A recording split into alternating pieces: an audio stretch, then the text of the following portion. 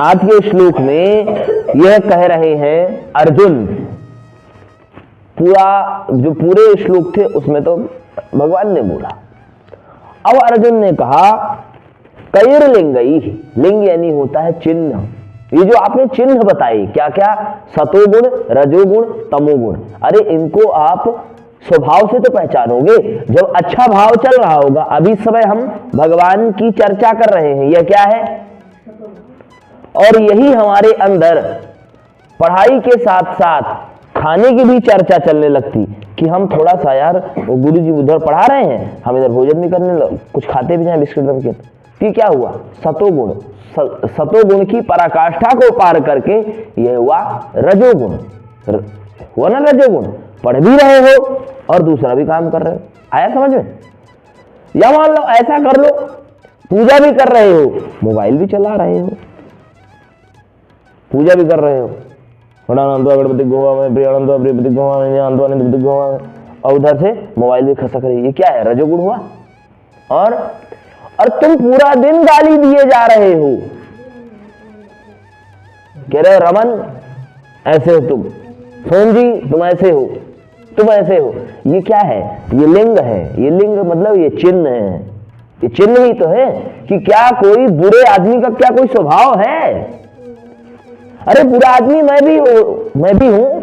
अभी आपको उपदेश कर रहा हूं, पर उपदेश कुशल बहु तेरे, दूसरे को उपदेश देने के लिए लोग बहुत योग्य बनते हैं। अभी मैं आपको उपदेश कर रहा हूं, अभी मैं आपको गाली देने लग जाऊं, ये उपदेश धारा का धारा रह जाएगा ना, है? तो फिर कौन गुण की अभिवृत्ति मुझ पर हुई? कौन सा गुण मुझ पर आया?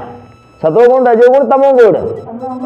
तमोगुण आया ना, अंधकार आया ना, उपष्टंभक, यानी कि पूरी तरीके से मेरा जो अंदर जो ज्ञान भरा था उसको ढक लिया। किस प्रकार से? जैसे अग्नि इस समय जल रही ना, ठंडी में अग्नि जलती है, सबसे पहले क्या निकलता है? धुआं। धूमेन आवृतो ज्ञानम, इसी गीता के 3रे अध्याय में कहा कि जैसे धुआं किसको ढक लेता है? अग्नि को। ठीक इसी प्रकार से अज्ञान तुम्हारी ज्ञान को ढक लेता है। इसीलिए भगवान ने कहा 18वें अध्याय में, सर्वारंभा हि दोषेण धूमे नाग्नि रिवावृता। हे अर्जुन, सभी चीजें आरंभ अगर कोई होता है तो दोष से चालू होता है। किससे चालू होता है? ठीक है, ऐसा थोड़ी है कि अभी हमको बोलना आ गया, हम पहले नहीं बोल पाते थे, डरते थे, आपके समक्ष बोलना चालू किया। तो डर, अच्छा बुरा खराब, ये सब आदमी के पास आते रहते हैं, और जो इनसे जीत लेता है वही आदमी महान बनता है। तो आज अर्जुन यही बोल रहे हैं, ये जो आपने लिंग बताए 3 गुण, इनका जो अतीत होगा, इनका आने वाला जो कल होगा, यह क्या होगा प्रभु? कैसी बात कर रहे हैं आप? किमाचारः कथम चैताम च एतान किमाचारः। और ये जो 3 गुण हैं, इन तीनों गुणों से हम लोगों का क्या होगा? हम लोग क्या कर पाएंगे? और किस प्रकार से ये गुण हमको बांधते हैं? और बांधते हुए आपने तो पिछले श्लोक में बता दिया, भगवान ने ये बताया ना कि सतोगुण वाला व्यक्ति जो है ईश्वर को प्राप्त करता है, रजोगुण वाला व्यक्ति जो है मनुष्य को प्राप्त करता है, मनुष्यता को प्राप्त करता है मृत्यु के टाइम पर, जो ऐसा करे। जो हमेशा इधर उधर की बात सोच रहा हो, गाली वाली दे रहा हो और मर गया हो, तो वो क्या करेगा? कहां जाएगा बताओ? जाएगा 4 पैरों वाला। एक सेठ जी थे, क्या थे? एक सेठ जी थे। अब सेठ जी कुछ अंगूठा ऐसे दिखा रहे थे कुछ, और ऐसे ऐसे कर रहे थे सेठ जी। अब सेठ जी के पुत्रों ने सोचा, पिताजी क्या बोल रहे हैं? पिताजी कुछ चाबी भी दे रहे हैं क्या? तो डॉक्टर को बुलाया, कहा कुछ ऐसा करिए कि बोलने लग जाए। तो पिताजी ने क्या किया कि मरते वक्त जैसे ही पुत्रों ने इंजेक्शन वगैरह ऐसा कुछ लगवाया, तो पिताजी थोड़ा सा बोलने लग गए, कहे कि जब तुम लोग यहां हो तो दुकान में कौन गया?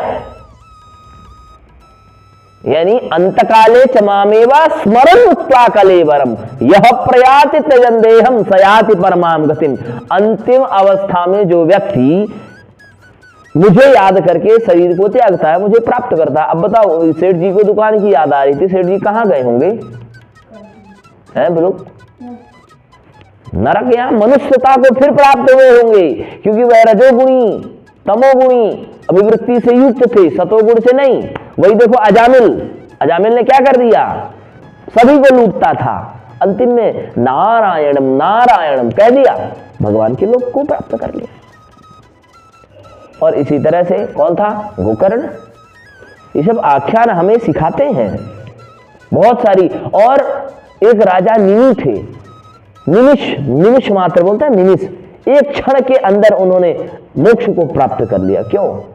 क्योंकि उनके अंदर जब जैसे जाना होता है तो आदमी को क्या करना पड़ता है? ईश्वर के प्रति समर्पित होना पड़ता है। जब आप समर्पित हो जाते हो तो आप छोटे से यह चीज सोचो, ये नहीं कि हम जो है बाद में कर लेंगे, हमको अभी से करना पड़ेगा। हम ये नहीं कह रहे हैं कि तुम पूरा दिन जो है भगवान का नाम भजते रहो, ये मैं नहीं कह रहा हूं। भगवान का नाम भी भजना है, और क्या करना है? और क्या करना है? पढ़ना भी है। जैसे तुम अभी पढ़ रहे हो, ये सोचो भगवान को मैं किस प्रकार से 4 सूत्र आज सुनाऊंगा व्याकरण के, भगवान को आज मैं 5 सूत्र सुनाऊंगा। तुम ये मत देखो कि मुझे सुना रहे हो, तुम किसे सुनाओगे? भगवान को।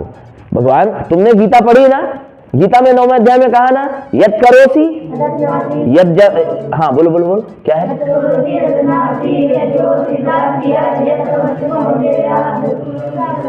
तो ये केवल रटने का विषय नहीं है, ये समझने का विषय है।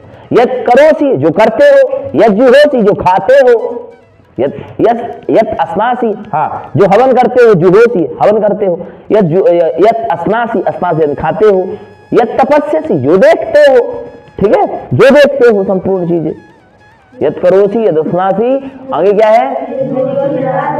यद ददासी यद तपस्यसी, कौनतेय, हे कौनतेय, यहां पर कौनतेय को तो भगवान ने मुंह माना है, ठीक है, पर लेकिन तुम सबको कह रहे हैं भगवान, तो वो भगवान को अर्पित कर दो।